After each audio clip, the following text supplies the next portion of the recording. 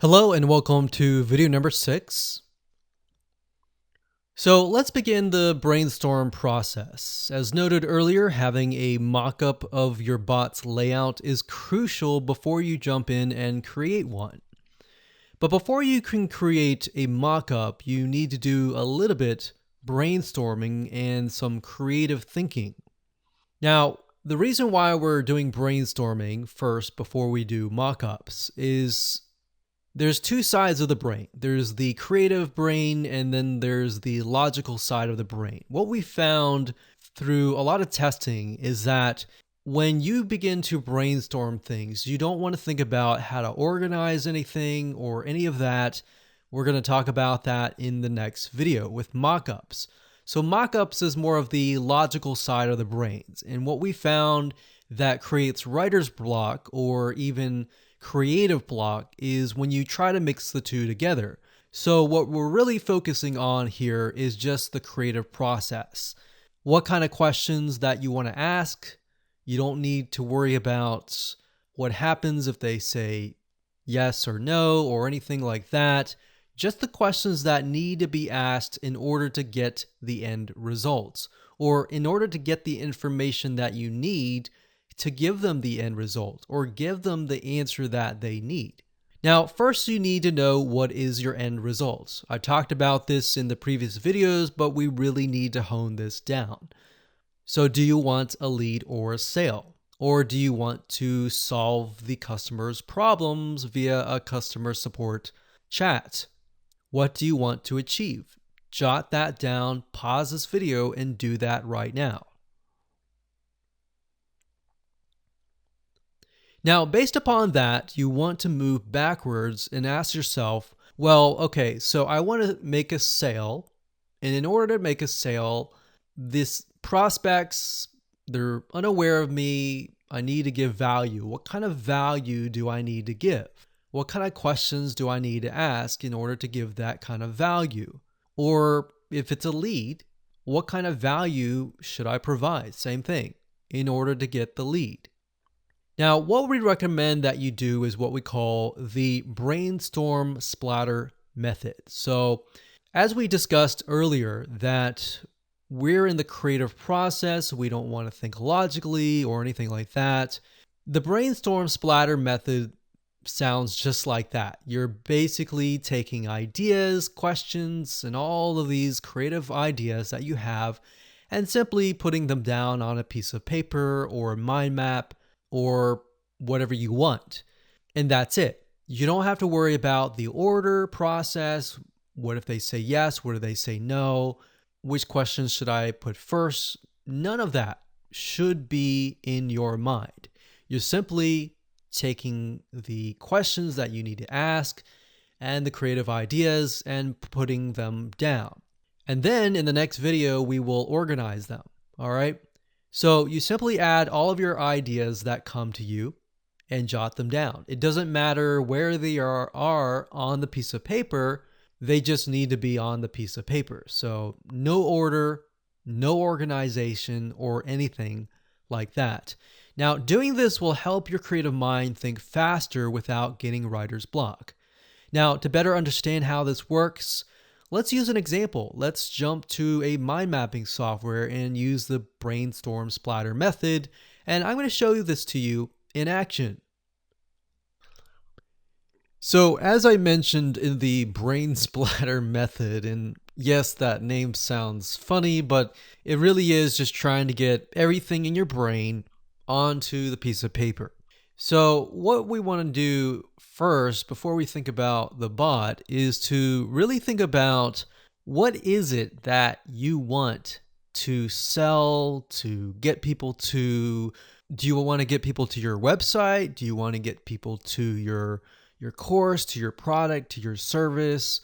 Where? So before you can even know any of that information, you need to put down what you are selling, what you're providing, and all of that. All right. So putting down here, I'm using Lucid Chart. That is LUCID chart.com. And I like to use Lucid Chart because in this case, I'm just simply putting all the ideas on this grid here. And when it comes to organizing things, then I can simply move things around and organize it very, very easily. Now, like I said, don't even think about organizing it yet. This is a really good way to just get the ideas out on the paper. So you need to figure out, okay, I have a website. What do you have? I have a product, maybe product 1. We'll just call it product 1. We have product 2.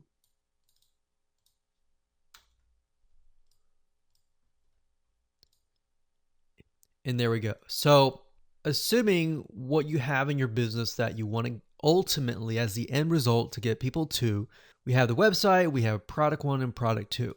All right. So based upon that, when we're creating our chatbot, do we want to get people to the website, product 1, or product 2? So you could either do one of the 2 or one of the 3, or you could simply do all of them. So you could have a chatbot that helps people get their questions answered, but also understands and figures out what exactly do they want. And based on that information, you could then send them to your website, maybe an article or a video. Or maybe they're in a buying mood. They don't really care about content. They already know you. They just want to find your product and find the location of your product. So product 1, maybe they're interested in product 2. So that's why you need to figure out what is it that you're trying to sell first, right? And then from this point, you can move backwards. So let's say that for this specific chatbot, I want to have the website and I want to have the product. So my goal here, and we're going to do a copy of this.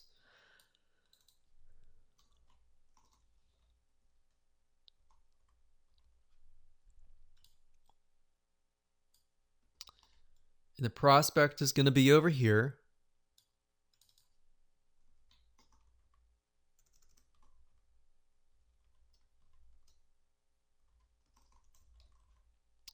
Or customer. So if we assume that, okay, most people are unaware, but some of them are customers, you need to figure out, are they customers or are they prospects? So you could ask a question first and then later on ask, have you purchased from us before or have you not?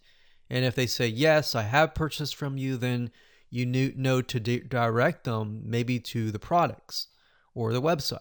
So as you can imagine, the prospect or customers here, we need to figure out where they stand, and based upon that, we need to figure out where they want to go. All right. So from here, the chatbot essentially is just a interface between the prospect and the customer and the website or the product.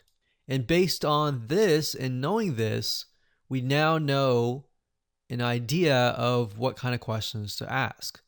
So let's say, in realistic terms, scuba diving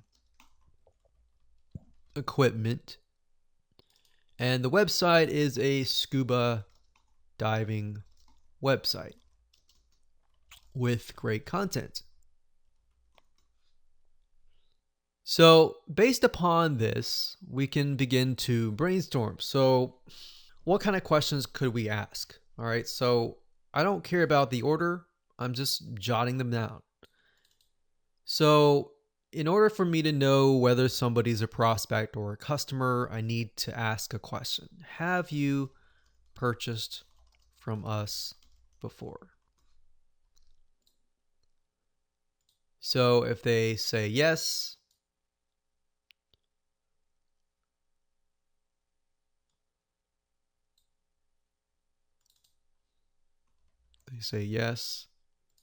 then they are a customer and they are aware. If they say no, however,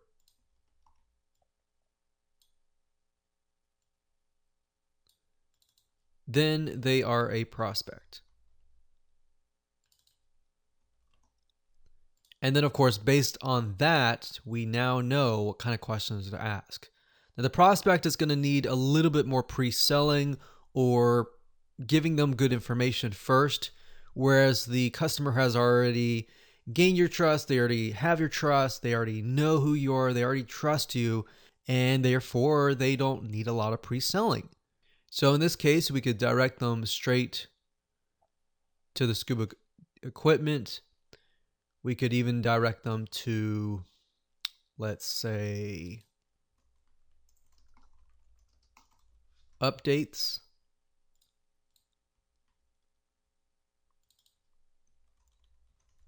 So we'll just do updates. So what are all the things that a customer is going to want to know? They want to know the updates. They want to know the latest things that are happening. So we'll call this update / latest products.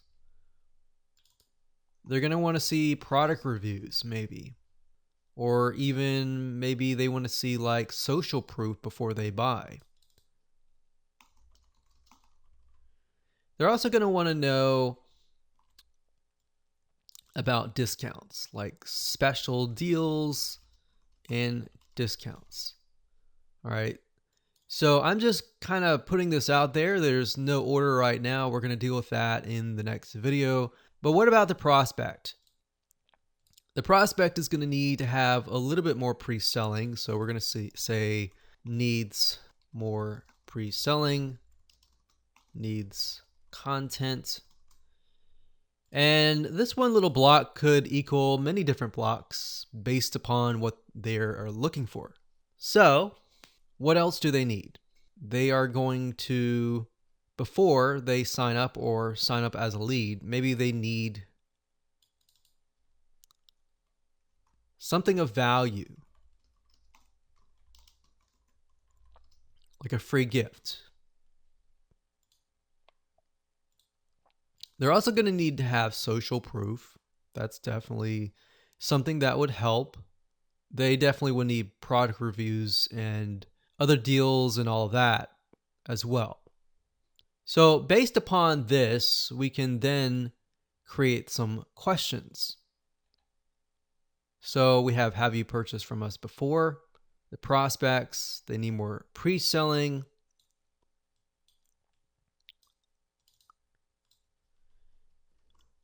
And the easy way to create questions is to take a look at your content and take a look at the content that is the most popular and the most demanded content that your prospects are asking you. So look at your existing content and create questions around it. That's a super easy way to create content and create questions and all of that. So something free of value. What is it that the prospect would want? So to give you some ideas, like I briefly mentioned earlier, the scuba diving equipment, for example, if you're selling scuba diving, you could say something like the top 3 scuba diving equipment, the top 3 ways to scuba dive for the latest technology, stuff even that doesn't even relate to the actual equipment. You can, for example, yoga, if you're selling a yoga mat, you could teach about yoga. You could teach about different ways of doing yoga, different ways of stretching. Because at the end of the day, as long as the question surrounds the niche, then that's going to help you create the questions that you need. So hopefully that gives you some ideas on different questions that you can ask. And in the next video, we're going to organize all of this.